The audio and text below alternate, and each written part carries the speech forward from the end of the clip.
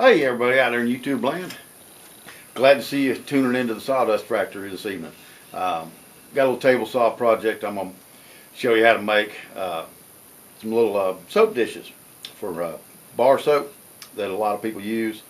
I sell these at a lot of the craft shows that we go to. A lot of people have gotten into in the last couple of years, few years, whenever. Somewhere along the line they're making their own soap and bar soap. So it's a great little, quick little project. You can use pretty much any kind of scrap lumber, 3/4 inch on thicker. Piece I've got tonight is just a piece of, looks like some poplar, come off a pallet, probably about an inch, 1.1/8 or so thick. The dimensions that I use for these, 3 inches wide, and I will cut them at 4 inches in length, and that's just a little bit bigger than an average bar soap. Real easy to do. What I've done, I'm going to show you a little bit here. This is the top side, and some of these marks may be a little bit hard to see, but basically I'm going to cut 5 grooves in there with the table saw. This is the top, like I said, top side, and on the bottom side I use radial arm saw. That works better for me. You can do it with the table saw, whatever you want to do. Cut 3 grooves there, which on the bottom side that'll give you some drainage. If people put them in the shower or whatever. Again, real simple little project. So I've already got my table saw set up, and I'll show you how I do that. This piece of wood's got some really neat spalding through there, so cool piece of wood. Some little worm holes, some nail holes in it. Got that rugged vintage look going on too. So I've already squared it up. Project like this, you ain't got to be dead on accurate. You can pretty much any dimensions you want to do, any amount of grooves. 5 I think gives it good drainage, so that's what I do. So let me show you how I cut a couple of these, and then I'll pause it, finish it up, and go from there.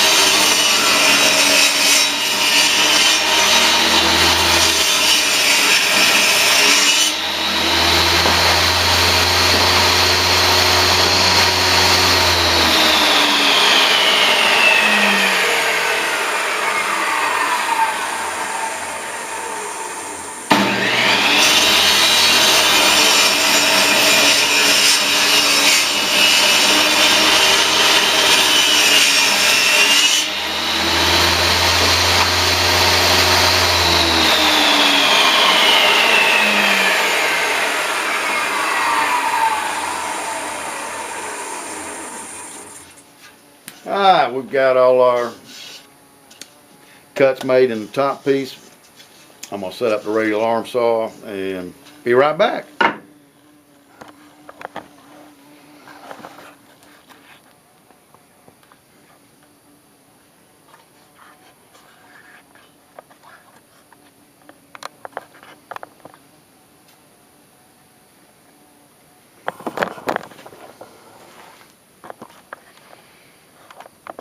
Got the radial arm saw set up, and I'm going to go ahead and cut the grooves in a couple of these, and then cut them off just to show you. One thing I will show you that I do, it helps me a little bit, when you've got a bunch of lines on the board like this, the grooves that I'm cutting are in the red. Where I want to cut it off at is regular pencil. It just helps me to make sure I'm making the right cut, because I have been known to cut in the wrong spot. Hey, it happens to us. So here we go.